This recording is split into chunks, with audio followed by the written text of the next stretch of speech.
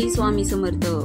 सगळ्यांनी आज बघितलाच असेल मी आज व्हिडिओ कशासाठी बनवला आहे, तर आपण आज देवपूजेचे भांडे कसे धुवायचे आहेत ही एक नवीन पद्धतीने आपण आज बघणार आहोत। तरी व्हिडिओ स्किप न करता आपण सर्वांनी पाहावा ही माझी नम्र विनंती आहे। तरी आपण सगळ्यांनी बघू शकता की आपण असे सर्व भांडे स्वच्छ करून घ्यायचे आहेत। भांडे स्वच्छ असे चकचकीत असले की आपल्याला देवपूजा ही करताना एकदम प्रसन्न मन होते।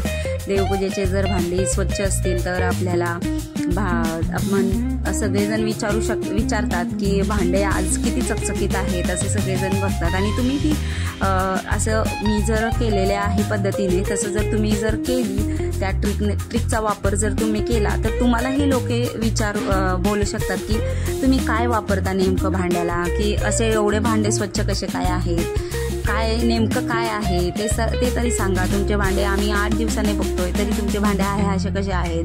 मी अशी एक तुम्हाला ट्रिक सांगणार आहे की ते भांडे आपल्याला 8 दिवस व्यवस्थित असे स्वच्छ नवीन असल्यासारखे आजच घासलेत का काय असे वाटतील, या पद्धतीचे तुम्हाला दिसतील। तर तुम्ही व्हिडिओ बघा, व्हिडिओमध्ये बघा, मी ती सांगणार आहे तुम्हाला ट्रिक, पण तुम्ही बघून घ्या मी कसं भांडे स्वच्छ करते। जर देवपूजेला आपल्याला जर देवपूजेतले भांडे जर स्वच्छ दिसले, स्वच्छ नवीन असल्यासारखे दिसले घासलेले, तर आपलंही मन प्रसन्न होते भांडे घासल्यानंतर। आणि देवपूजा करतानाही आपल्याला एकदम छान वाटते। देवपूजा जर आपल्याला जर देवाचे भांडे जर असे स्वच्छ असतील तर असं वाटते की आपण आज सगळे देव घासून पुसून केलेले आहेत असं रोज वाटण्यासाठी ही नवीन ट्रिक आहे, तुम्ही बघू शकता। आणि ती जर तुम्ही बघितली तर तुम्ही पण मला खरंच कमेंट करून सांगचाल की हे खरंच आहे बाबा, किती छान होत आहेत भांडे आणि एकही डाग पडत नाही।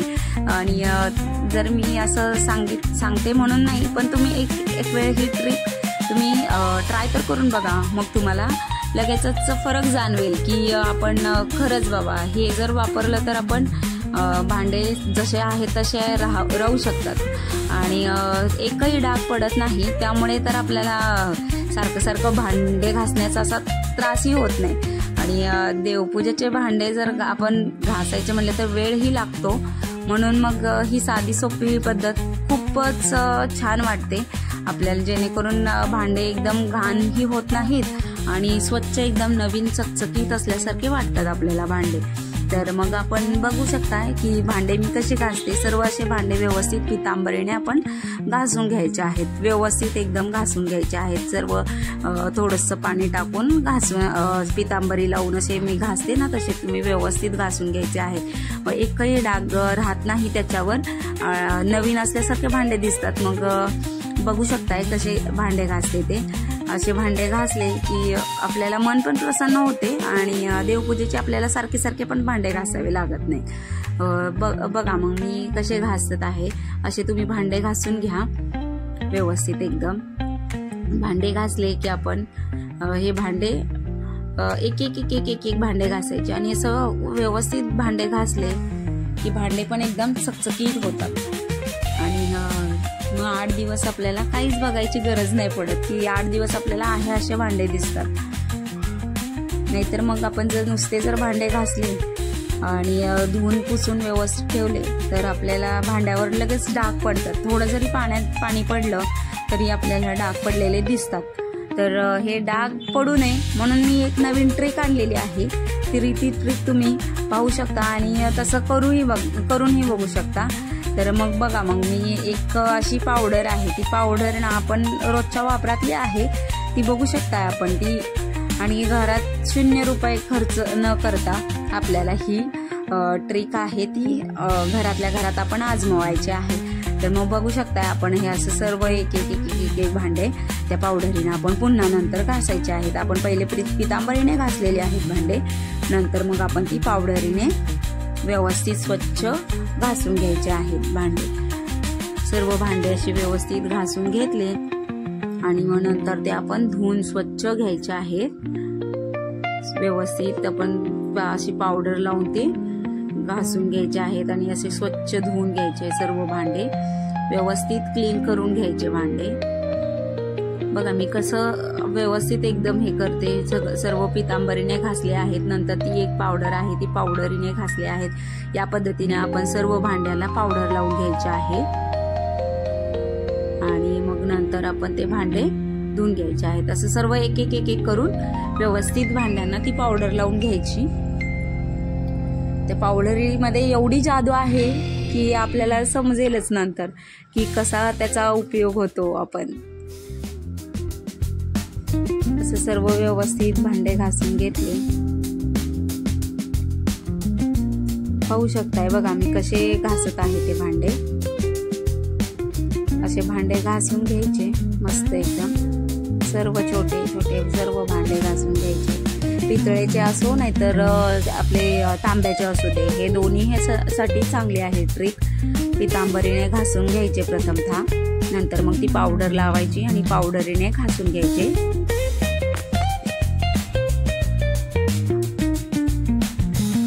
व्हिडिओ तुम्ही माझा बघू शकताय की मी स्वतः हे रोज करते, म्हणजे रोज नाही 8 दिवसातून एकदा करते।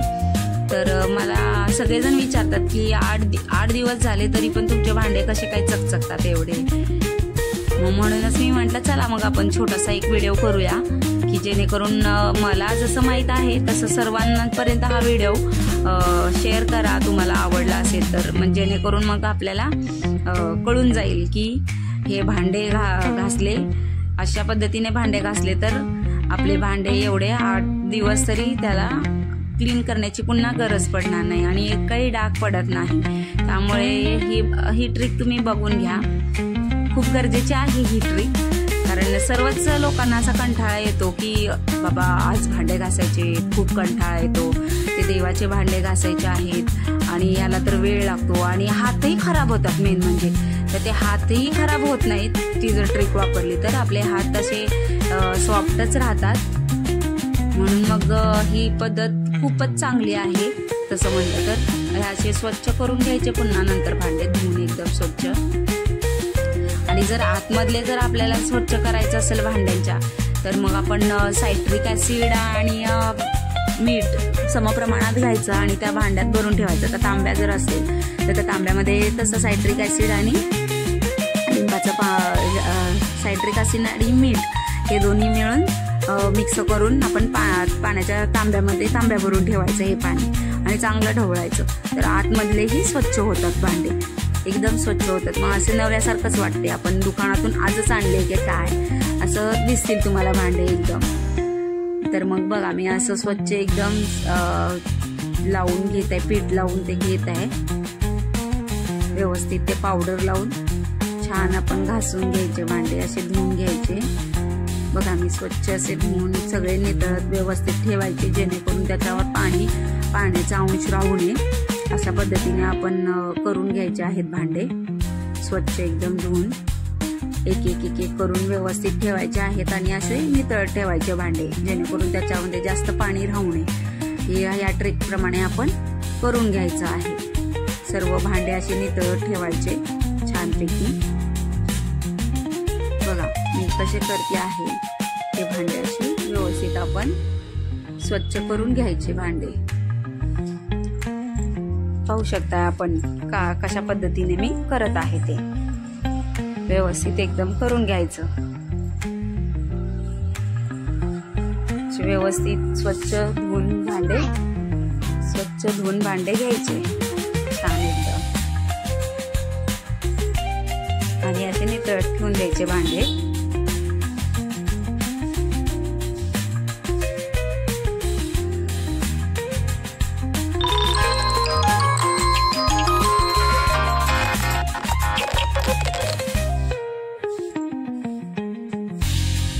व्यवस्थित असे भांडे आपण स्वच्छ करून घ्यायचे।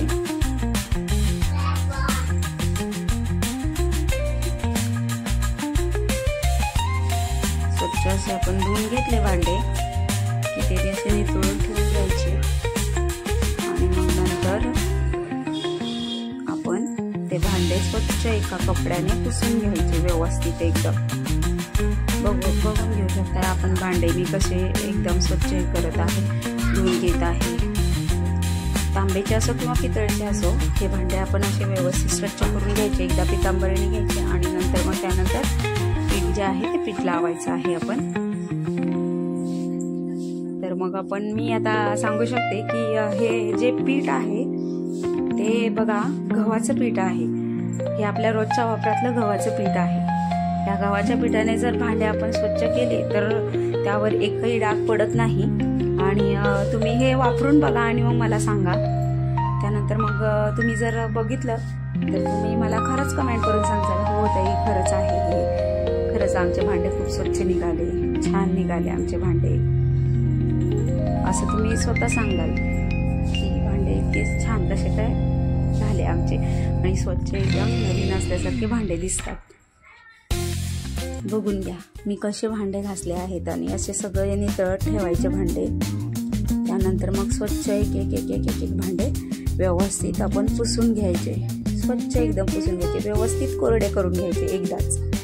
एकदाच जर आपण कोरडे केले भांडे तर मग आपल्याला भांडे सारखे घासावे लागणार नाही.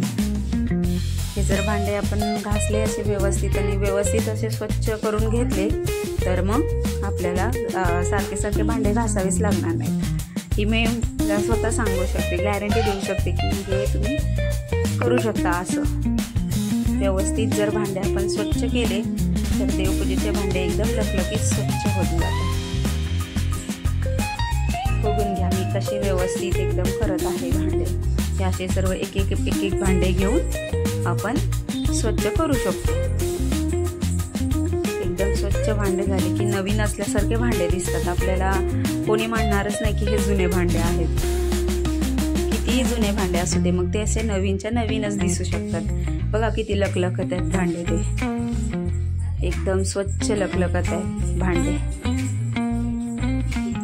व्यवस्थित आपण पुसून घ्यायची आणि मग आपण देवपूजेची तयारी करून घ्यायची. बघून घ्या मग माझी देवपूजा. जर तुम्हाला कशी मी करते देवपूजा हा जर व्हिडिओ बघायचा असेल तर तुम्ही याच्या दुसऱ्या ह्याची लिंक तुम्हाला मी माझ्या ह्या व्हिडिओच्या खाली दिलेली आहे. तरी तुम्ही ते डिस्क्रिप्शन बॉक्समधून ते बघू शकता. तुम्ही देवपूजेची पण माझी देवपूजा जर तुम्ही बघितली तर तुम्ही पण म्हणसाल, हां ताई खरंच तुम्ही भांडे किती स्वच्छ ठेवलेले आहे, असं सगळ्यांनी म्हणावं असं सगळ्यांनाच वाटते. म्हणून मग ही सोपी पद्धत आहे. ती सोपी पद्धत तुम्हीही ट्राय करू शकता.